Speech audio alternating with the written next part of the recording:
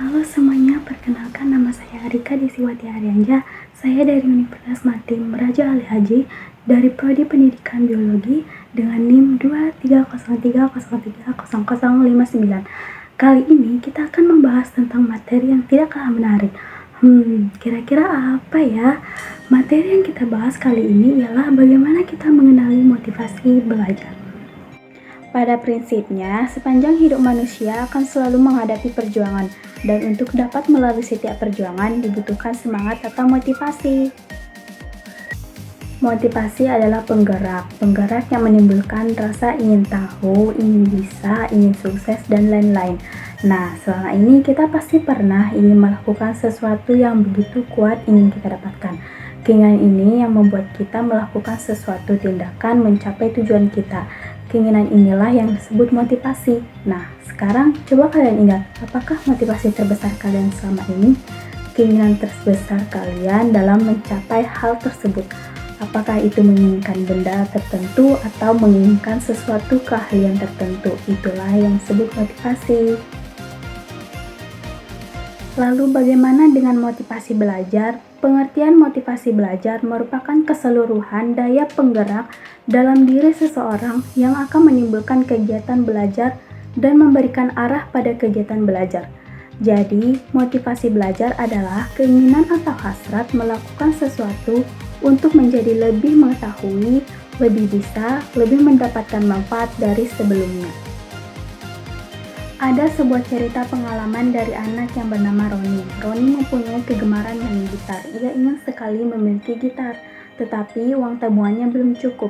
Mengetahui hal tersebut, orang tua Roni mengatakan bahwa kalau ingin dibelikan gitar, nanti kalau naik kelas dan nilainya dapat mencapai peringkat 5 besar. Mendengar kata-kata ayahnya, Roni menjadi bertambah semangat belajarnya. Ia betul-betul belajar keras dan berdoa agar dapat memenuhi harapan orang tuanya. Contoh di atas memberikan gambaran bahwa semangat belajar Roni timbul karena dari luar, yaitu ingin mendapatkan gitar dan ingin memenuhi harapan orang tuanya. Kira-kira adakah dari kalian seperti ini? Berikutnya cerita Ani. Ani ingin menjadi seorang apoteker, maka setiap hari Ani selalu berusaha menyiapkan diri dengan sebaik-baiknya. Mulai dari belajar, mengerjakan tugas-tugas, latihan soal, membuat catatan, diskusi atau belajar kelompok sampai berusaha memahami bagaimana harusnya berkepribadian sebagai seorang apoteker.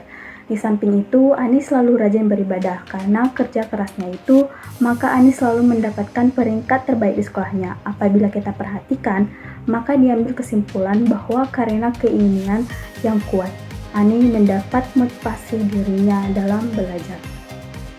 Ada dua jenis motivasi belajar yang perlu kita ketahui. Motivasi yang pertama ialah motivasi yang berasal dari dalam diri kita.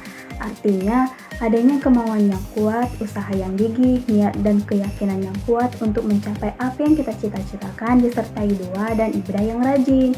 Yang kedua, motivasi yang berasal dari luar diri kita. Misalnya, untuk memenuhi orang tua atau mendapat benda tertentu.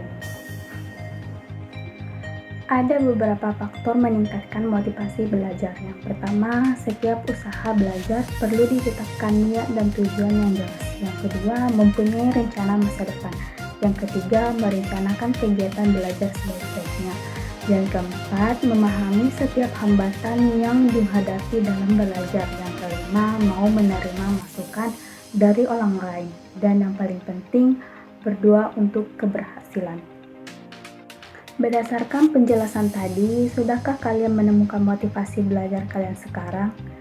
Perlu diketahui, motivasi harus selalu ada dan dipelihara agar selalu semangat dalam menjalani hidup kita sehari-hari. Jadi, motivasi itu sangat diperlukan dalam keberhasilan seseorang, terutama dalam proses pembelajaran.